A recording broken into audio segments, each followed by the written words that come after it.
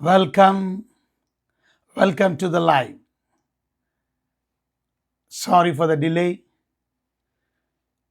మీరందరూ బాగున్నారండి? సో లైవ్లోకి వచ్చేస్తే మనం వాక్యాన్ని ప్రారంభించుకుందాం. అందరూ దయచేసి ఈరోజు వర్తమానాన్ని వినడానికి లైవ్లో జాయిన్ అవ్వాలని మనం చేస్తున్నాం.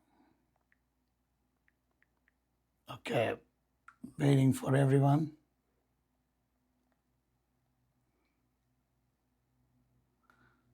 వండర్ఫుల్.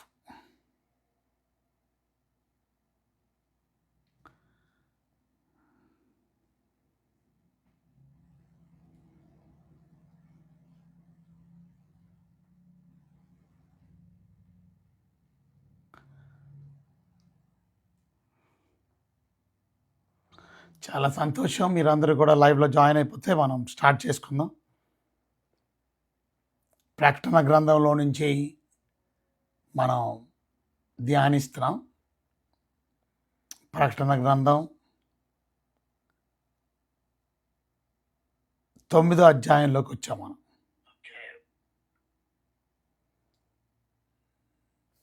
నాకు ఇక్కడ కనపడడం లేదు. ఓకే,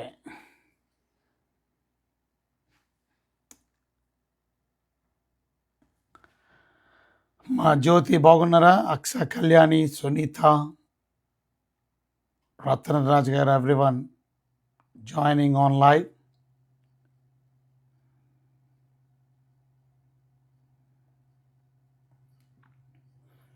ఐ థింక్ కొంతమంది నిద్రపోయారేమో, ఎందుకంటే రాత్రి మీకు 10 అయిపోయినట్టుంది, 10:15.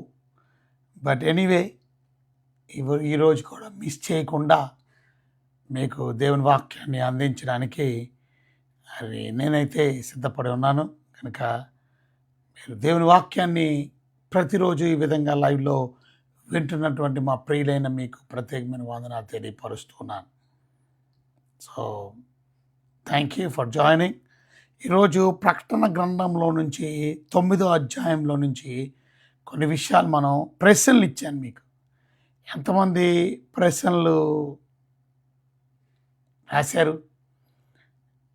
ఓకే, సో మొదటి ప్రశ్న నేను ఇచ్చింది, ఎందుకని దేవుడు ఈ యొక్క భయంకరమైనటువంటి మిడతల్ని దేవుడు విడుదల చేశాడు?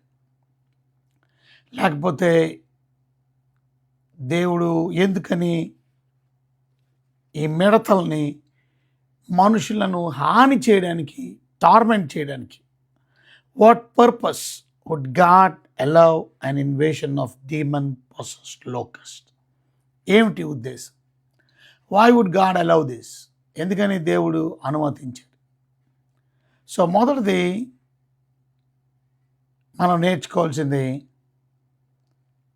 దేవుడు అవకాశం ఇచ్చినప్పుడు దేవుణ్ణి ఆరాధించకుండా, ఇంకా వారి పాపమును విడిచిపెట్టకుండా, దేవుణ్ణి దేవుడిగా పూజించకుండా ఉన్నందువలన, చూసారా, నిన్నటి దినం మీతో నేను చెప్పాను, ప్రత్యేకంగా మనం దేవుణ్ణి రిజెక్ట్ చేయడం వల్ల దేవుడు 8వ అధ్యాయంలో 13వ వచనంలో మనం చూసాం, తాళాలు ఇచ్చాడు. ఎవరికి? ఆ సాతానికి. ఎందుకు అని అంటే దేవుడిచ్చిన టైం అయిపోయింది. ఇవాళ మనకి కూడా భూమి మీద ఇవాళ మనం గమనించవలసింది, 7 ఏళ్ల శ్రమలకి ముందుగా ప్రభు రాకడికి సమయం చాలా ఆసన్నం అయిపోయింది. ఒకవేళ మీరు ఇంకా దేవుడిచ్చిన సమయాన్ని ఒకవేళ వినియోగించుకోకపోతే సడన్గా ప్రభు రాకడొచ్చి మనం అందరం కూడా ప్రభువుని తెలుసుకొని కూడా, చూసారా, ఇంకా మనం అవిధేయతలో ఉన్నామేమో సరి చేసుకోవాల్సిన ఆవశ్యకత ఉంది. నువ్వు నిజంగా మారు మనసు పొందితే, నువ్వు నిజంగా రక్షించబడితే నీ జీవిత విధానం వేరుగా ఉంటుంది, నీ బ్రతుకు వేరుగా ఉంటుంది. ఎందుకంటే 4 విషయాలు మీతో చెప్పాను. ఎప్పుడైతే మనం మన పాపాన్ని గుర్తించామో, కన్విక్ట్ అయ్యామో, మన పాపాన్ని ఒప్పుకుంటాం, కన్ఫెషన్ చేస్తాం. తప్పక పాపాన్ని ఒప్పుకోవడం మాత్రమే కాదు, మనం ప్రభు వైపుకి తిరుగుతాం, పాపం వైపు నుంచి. తద్వారా మనం మారు మనసునకు తగిన ఫలాన్ని ఫలిస్తాం. సో దేవుని బిడ్డలమైనటువంటి మనం ఎందుకు దేవుడు అనుమతించాడంటే, మనలో మారు మనస్సు ఒకవేళ లేకపోతే చూసారా, భయంకరమైనటువంటి స్పిరిచువల్ రిబెలియన్కి, ఆత్మీయమైన తిరుగుబాటుకి దేవుణ్ణి రిజెక్ట్ చేసినందుకు దేవుడు తన పనిష్మెంట్ని భూమి మీద కుమ్మరించిపోతున్నాడు. దాన్నే ఆక భయంకరమైనటువంటి దయ్యములు లేక లోకస్, ఆ మిడతల రూపంలో ఉన్నటువంటి దయ్యాలు. అవి మిడతల్లా లేవు నిజం చెప్పాలంటే, ఎందుకంటే గుర్రాలు మనుషులు మొక్కాలు. ఆడామె ఉన్న జుట్టు లాంటి జుట్టు, పొడిగాటి జుట్టు ఉన్నాయంటే మిడతలు. సింహం కోరలు లాంటి పళ్ళు ఉన్నాయంటే. ఎంత భయంకరమైనటువంటి దానికి అనుమతించడానికి గల కారణం ఏమిటన్నది మనం చూసాం. సో తప్పక మనం 9వ అధ్యాయం 1-2 వచనాల్లో మనం చూస్తాం. 5వ దూత బోర ఊదినప్పుడు సాతానికి ఆ తాళపు చెయ్యి ఇవ్వబడినట్టు మనం చూస్తున్నాం. సూర్యుడు, ఆకాశం మొత్తం అంతా చీకటిమయమైపోద్ది. తద్వారా ఆ అబీస్లో నుంచి, లేకపోతే ఆ గాధములో నుంచి వచ్చే ఆ చీకటి వలన. సో రెండో ప్రశ్న మీతో నేను అడిగాను, ఎటువంటి క్యారెక్టరిస్టిక్స్ ఉంటాయి మిడతలకి? వారి రూపం గురించి రాయమన్నా. మీరు రాశారా? కనుక మొదటిది,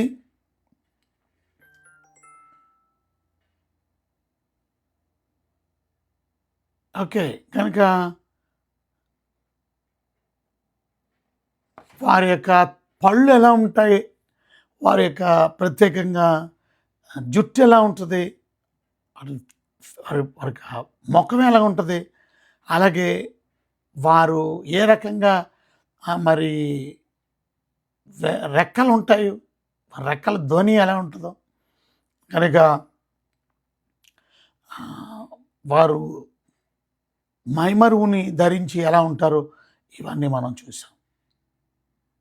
వాటి పేర్లు ఏంటో చూసాం.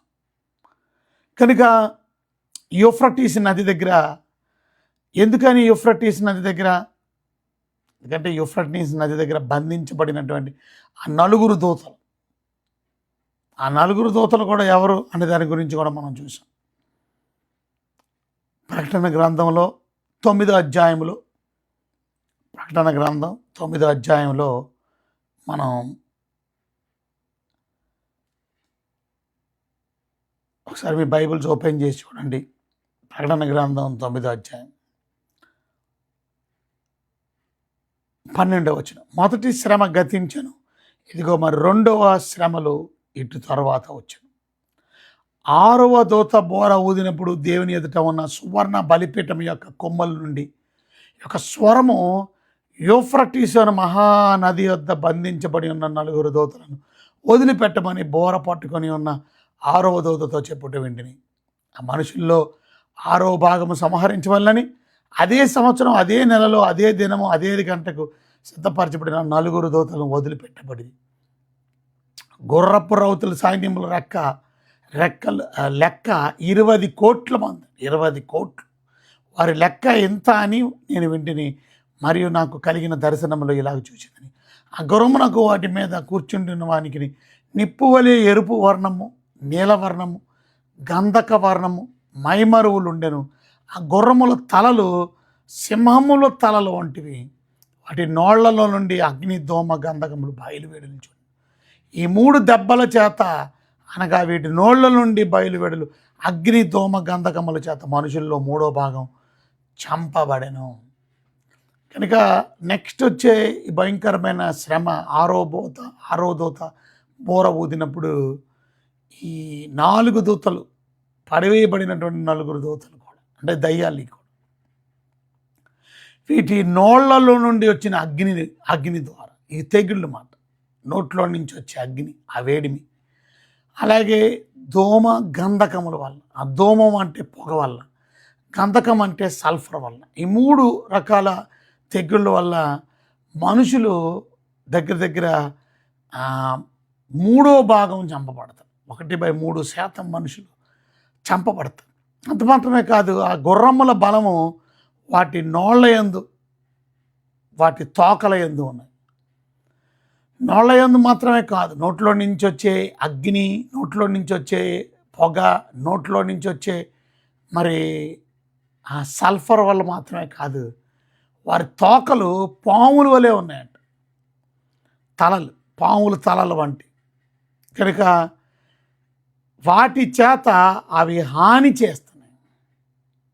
చూసారా, ఈ దెబ్బ చేత చావక మిగిలిన జనులు దయ్యములను చూడను, వినను, నడవని, శక్తి లేనివై బంగారము, వెండి, కంచు, రాయి, కర్రతో చేయబడిన తమ హస్తకృతములైన విగ్రహములను పూజించకుండా విడిచిపెట్టకుండా ఉన్నట్లు మారు మనసు పొందలేదు. మరియు తాము చేయుచున్న నరహత్యలను, మాయామంత్రములను, చోరత్వములను చేయకున్నట్లు వారు మారు మనసు పొందినవారు కారు. సో ఆ దినాల్లో ఉండే భయంకరమైన పాపం ఏమిటి అని అంటే, మనం 20-21 వచనాల్లో మనం చూస్తాం. Still people will be worshipping idols. వారు ఇంకా విగ్రహాన్ని పూజించడం విడిచిపెట్టరు. వారు హత్యలు చేయడం మానరు. వారు మంత్రప్రయోగాలు చేయడం మానరు. కనుక వారు సెక్షువల్ ఇమ్మోరాలిటీ, ఒక మాటలో చెప్పాలంటే జారత్వం చేయడం మానరు. దొంగతనం చేయడం మానరు. అది. సో ఆ భయంకరమైనటువంటి శ్రమలో మారరు అని దేవుడు ముందే చెప్పేస్తున్నాడు.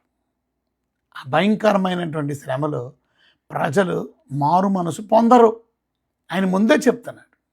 ఈరోజు మనం నేర్చుకోవాల్సిన ప్రాముఖ్యమైన విషయం, ఆయన అన్నీ తెలుసు. గాడ్, బికాజ్ సర్వాంతర్యామి. ఆయన ఎవరు మారుతారు, ఎవరు మారరు, ఎవ్రీథింగ్ గాడ్ నోస్. సో ఈరోజు మనం నేర్చుకోవాల్సిన ప్రాముఖ్యమైన విషయం, దేవుని బిడ్డలంగా దేవుడు అవకాశం ఇచ్చినప్పుడు మారడం చాలా బెటర్. ఎందుకనంటే దేవుడు మనం అందరం కూడా మారడానికి అవకాశం, మనం రిజెక్ట్ చేసి మనం కఠినమైన హృదయాన్ని కలిగి ఉండి మారు మనసు పొందకపోతే దేవుడు తన ఉగ్రతను తప్పక కుమ్మరిస్తాడు. మనం రోమిలికి రాసిన పత్రిక 2:5 చదువుకుంటాం. వారి కాఠిన్యమును, మార్పు పొందని హృదయమును అనుసరించి ఉగ్రత దినమందు, చూసారు, ఉగ్రత సమకూర్చుకోవడానికి గల కారణం మనం మారకపోవడం, మన హృదయాన్ని కఠినం చేసుకోవడం. దేవుడు మనకు అనేకమైన ఈవులతో నింపుతున్నాడు, అనేకమైన ఆశీర్వాదాలతో నింపుతున్నాడు. అందుని బట్టి మనం కృతజ్ఞత కలిగి ఉన్నామా? ఈరోజు నువ్వు నేను దేవుడి కృపను బట్టి బ్రతికి ఉన్నావు, ఆరోగ్యదాయకంగా ఉన్నావు. అందుని బట్టి దేవుడికి వందనాలు చెల్లిస్తున్నావా? దేవుడు నీకు ఇచ్చిన ప్రతిదాన్ని బట్టి దేవుడికి వందనాలు చెల్లిస్తున్నావా? లేక కఠినమైన హృదయంతో దేవుడికి ఆరాధించడానికి, దేవుని సన్నిధికి రాలేని దౌర్భాగ్యమైన పరిస్థితిలో ఉన్నారు. ఇవాళ మన జీవితంలో పాపాన్ని కానీ మనం అసహించుకోకపోతే, మన పాపాన్ని కానీ మన జీవితంలో ఆహ్వానిస్తే మన జీవితంలో శ్రమలు తప్పవు. అది మనం నేర్చుకోవాల్సిన ప్రాముఖ్యమైన విషయం. తప్పక సాతాను యొక్క ఆ భయంకరమైన శ్రమకు దేవుడు అనుమతిస్తున్నాడు. దేవుడు అనుమతి లేనిదే ఏది జరగదు. యోబుని శ్రమ పెట్టడానికి దేవుడు సాతానికి అనుమతి ఇవ్వలేనిదే సైతాను యోబుని ముట్టలేడు. యోబు గురించి సాతాను చెప్పిన మాట ఏంటంటే, నువ్వు అతని చుట్టూ కంచె ఉంచావు, నేను ఎలా వెళ్ళగలను? సో నువ్వు నిజంగా కంచెను తీసేస్తే నేను వెళ్ళిపోతాను. అది. సో దేవుని యొక్క ప్రొటెక్షన్, దేవుని యొక్క కాపుదల వాళ్ళ బిడ్డల మీద, ఆయన బిడ్డల మీద, ఆయన రక్తం పెట్టి కొనబడినటువంటి ఆయన బిడ్డల మీద. సో దేవుడు యేసుక్రీస్తు ప్రభువారి లోకానికి వచ్చిందే నిన్ను విడుదల చేయడానికి, నిన్న పాపము నుండి విడుదల చేయడానికి, అలా పాప శక్తి నుంచి విడుదల చేయడానికి, ఆ పాపం వలన వచ్చే జీతం మరణము నుండి రక్షించడానికి. కనుక ఇదే అనుకూల సమయం, ఇదే రక్షణ దినం. ప్రభు అయిన యేసుక్రీస్తుని దేవుడిగా, ప్రభుగా అంగీకరించాను. 9వ అధ్యాయంలో ఆ భయంకరమైనటువంటి దేవుని శ్రమ, దేవుడు భూమి మీద ఎలాగా ఆ 7 ఏళ్ల శ్రమ పెట్టే పరిస్థితిని అనుమతించడానికి 5వ దూత బోర ఊదే ముందు, 6వ దూత బోర ఊదే ముందు దేవుడు గెద్దతో ఎలా చెప్పించాడు. ఇవాళ మనం ఇంకా 7 ఏళ్ల శ్రమల్లోకి వెళ్ళకముందే చూసారా, దేవుడు తన సేవకుడు ద్వారా నీతో నాతో మనందరితో దేవుడి వాక్యం మనం వింటున్నప్పుడు మన జీవితాన్ని సరిచేసుకుంటున్నావా, చక్కపరుచుకుంటున్నావా, ఇంకా మనం కఠినమైన హృదయంలోనే ఉన్నావా, ఇంకా మారు మనసు పొందనటువంటి హృదయంలోనే ఉన్నావా ఆలోచించాను. ఎంతమంది కృతజ్ఞతా భావం కలిగి ఉన్నారు, దేవుని చేసినటువంటి మేలు బట్టి ఎంతమంది దేవుణ్ణి గణపరిచే వారంగా ఉన్నాం. ఇవాళ కృతజ్ఞత చాలా ఇంపార్టెంట్, థ్యాంక్స్ గివింగ్. అంతేగాని మనం దేవుడు చేసిన మేలుని బట్టి కృతజ్ఞత లేకపోవడం, కఠినమైన హృదయం. ఆ 10 మంది బాగుపడితే ఎంతమంది వచ్చారు? ఒకడే. మిగతా 90 ఏరి, నేను బాగు చేసింది 90 10 మంది కదా ఏరి, మిగతా వాళ్ళే. సో మనం చూసాం, డిస్ట్రాయర్ అని వాడి పేరు డిస్ట్రక్షన్ అని పేరు. కనుక ఆ నాశనకారుడు, వాడు ఆ దూతలు ఆ పడిపోయినటువంటి దయ్యాలకి రాజు ఉన్నాడంట. నిన్న దినం మనం చూసాం. ఇవాళ దయ్యాలకే రాజు ఉన్నప్పుడు నిజదేవుడైనటువంటి బిడ్డలైన మనం ఆయన రాజుగా కలిగి ఉన్నామా? ఆయన రాజుగా కలిగి ఉంటే ఆయన మనం ఆరాధిస్తున్నామా? ఆయన మనం స్తుతిస్తున్నామా?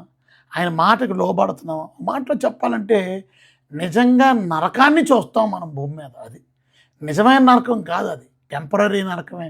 కానీ ఆ 7 ఏళ్ల శ్రమల్లో ఒకవేళ నేను విడిచిపెట్టబడితే ఆ భయంకరమైన హెల్లో నరుతు మనం చూస్తాం.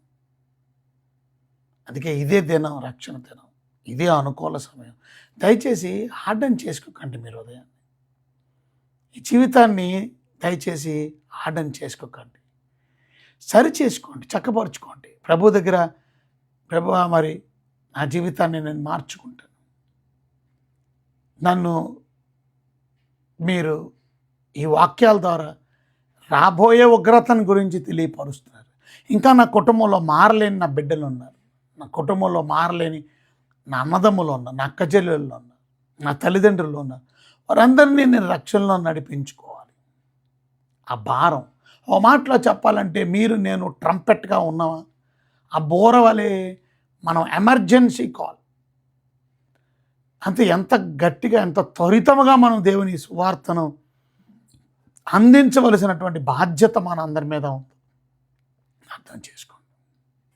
ఇవాళ మనం సువార్తను అటు భారంతో అందించగలుగుతున్నామా?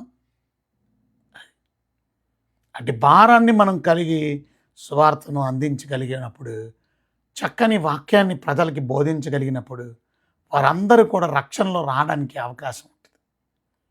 ఇవాళ ఎంతోమంది నిత్య నరకాగ్ని గుండానికి, ఎంతోమంది 7 ఏళ్ల శ్రమలకి, చూసారా ఆ భయంకరమైనటువంటి 7 ఏళ్ల శ్రమల్లో వద్దు, నేను కూడా ఆ భయంకరమైన శ్రమలు తప్పించబడ్డానికి యేసుక్రీస్తు ప్రభువారు మనకి వివరణగా ప్రకటన గ్రంథ ధ్యానాల్ని మనకి దేవుడు తెలియపరుస్తున్నాడు.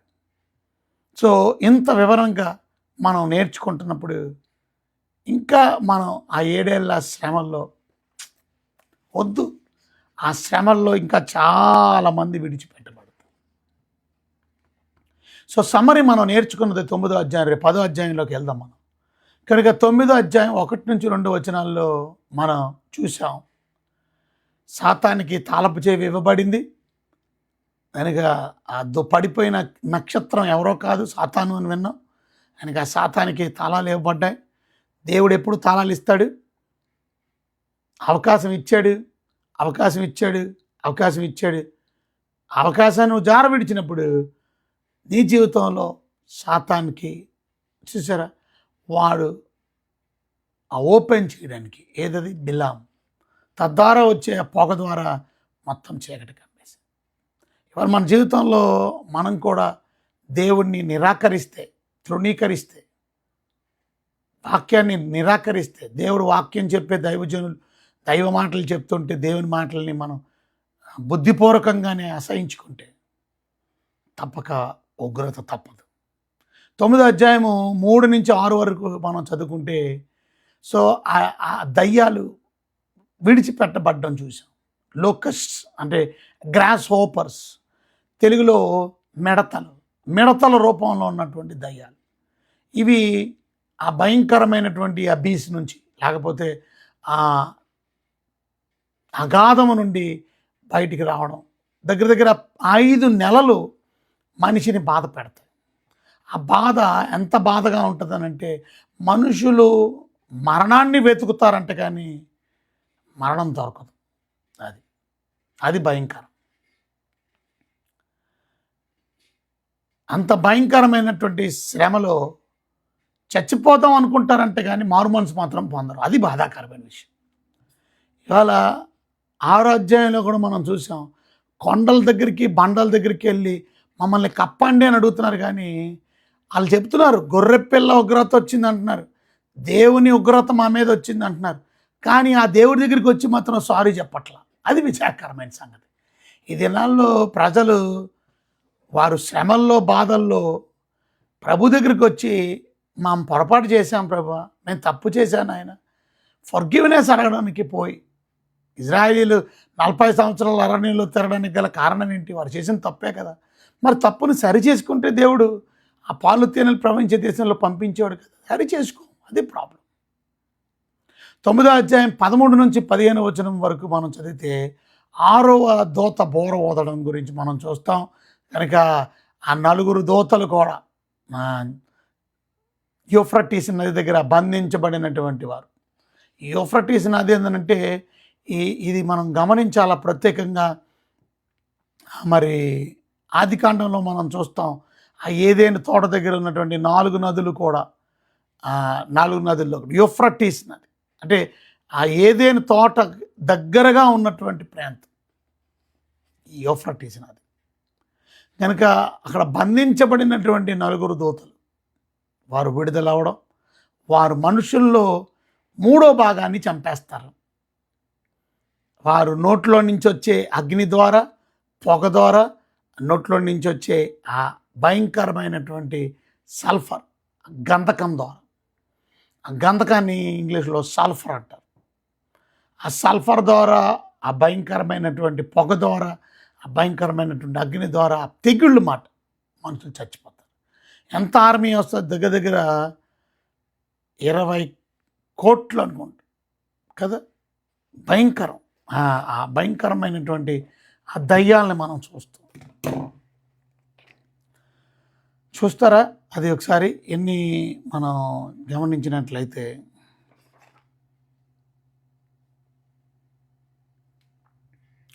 ప్రకటన గ్రంథంలో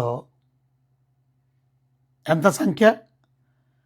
దగ్గర దగ్గర 20 కోట్లు. మనం 16 వచ్చిన గుర్రపు రౌతుల సైన్యం లెక్క 20 కోట్లు. వారి లెక్క ఇంత అని నేను వింటిని. 20 కోట్లు. మీరు ఆలోచించండి, 20 కోట్లు అంటే 200 మిలియన్ మనుషుల్ని చంపడానికి వచ్చే దయ్యాలు. ఈ భయంకరమైనటువంటి శ్రమను తట్టుకోవడం మామూలు విషయం కాదు. సో అనుకూల సమయంలో ప్రభువుని నమ్ముకుంటే ఎంత మంచిది. 20-21 వచనంలో మనం చదువుతాం, వారు మారు మనసు మాత్రం పొందరు. మిగిలినటువంటి వారు ఆ తెగుళ్ళ చేత మిగిలినటువంటి వారు ఆల్రెడీ 1/3% మంది చచ్చిపోయారు. వారి ఇంట్లో ఎవడో చనిపోయి ఉండాలి. But is still refuse to repent for their since. వారు ఇంకా విగ్రహాలను విడిచిపెట్టరు, ఆ దయ్యములు ఆరాధించడం మానరు. ఆ భయంకరమైనటువంటి 7 ఏళ్ల శ్రమల్లో వారు దొంగతనాలు మానరు, మర్డర్ చేయడం మానరు, పాపాన్ని మానరు, వారు వ్యభిచారాన్ని మానరు, వారు మంత్ర ప్రయోగాల్ని మానరు. ఇవాళ చాలామంది పాపంలోనే ఉంటున్నారు, కానీ ఇంకా ఆ పాపాన్ని మానలేనటువంటి దౌర్భాగ్యమైన స్థితిలో ఉన్నారు. ఈరోజు మీలో ఎంతమంది ఇంకా పాపాన్ని కొనసాగిస్తున్నారు, లేక ఆ పాపాన్ని విడిచిపెట్టి ప్రభు వైపుకి తిరిగారు? ఒకవేళ తిరిగితే మీరు ధన్యులు, ఒకవేళ తిరగకపోతే ఇదే అనుకూల సమయం, ఇదే రక్షణ దినం.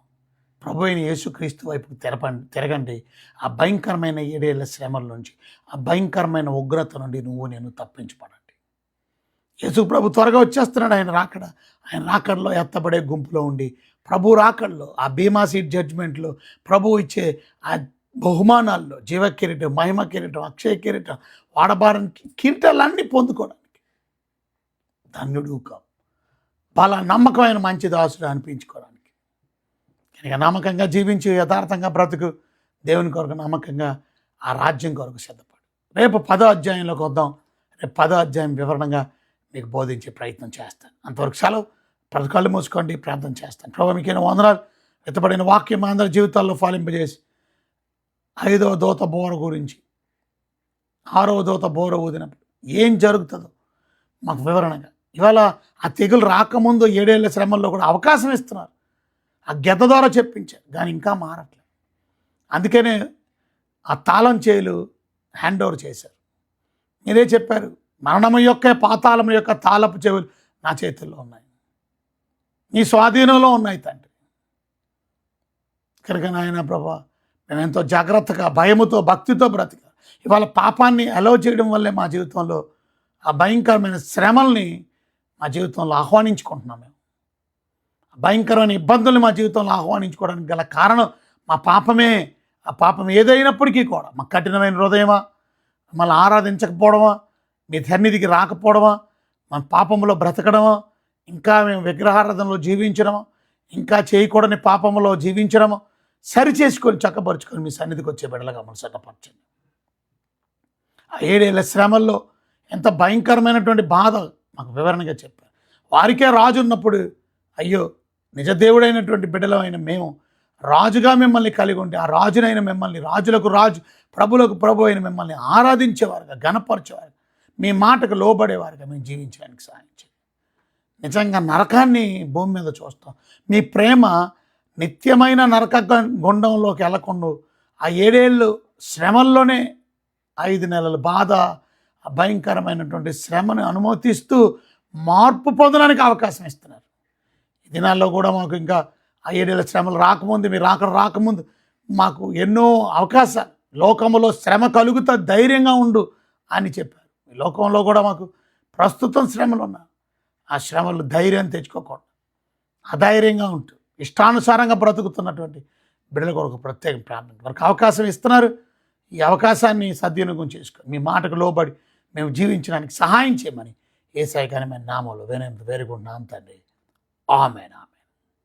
God bless you. Thank you for joining అండి. మీ అందరికీ వందనాలు. లైవ్లో వీక్షిస్తున్న మా ప్రియులైన వారందరికీ చాలా వందనాలు. God bless you, God bless you. Aksha Kalyani, Ratanraj garu, praise the lord. Shankarrao గారు, ప్రైజ్ ద లార్డ్. డిఎస్పి గారు, Kakarla Rajendra Babu garu, praise the Lord. God bless you, God bless you. Kiran Kumar Bejjam, praise the Lord. Pastor garu ఎలా ఉన్నారు? Dhanalakshmi, praise the Lord. Ratanraj pastor garu బాగున్నారా? Praise the Lord. Lakshmi, praise the Lord. Saluri Yesubabu pastor garu బాగున్నారా? Very good. God bless you. Chennarao, God bless you. Subani, praise the Lord. God bless you, God bless you. Sunitha, praise the Lord. So love you all. ఇంకా మీ పేర్లు ఎవరైనా చదవకపోతే క్షమించండి, కనుక నాది ఇది miss అయింది, కొంత ప్రాబ్లం ఉంది. ఏదేమైనప్పటికీ మీరందరూ వాక్యాన్ని ప్రతిరోజు వింటున్నారు. ఇవాళ లేట్ అయినా వచ్చారు, చాలా సంతోషం. రేపటి దినం కలుసుకుందాం. అంతవరకు సెలవు. Take care. God bless. దేవుడు మిమ్మల్ని దీవించండి. 10వ అధ్యాయంలో నుంచి ఆత్మీయమైన విషయాలు నేర్చుకుందాం. God bless you.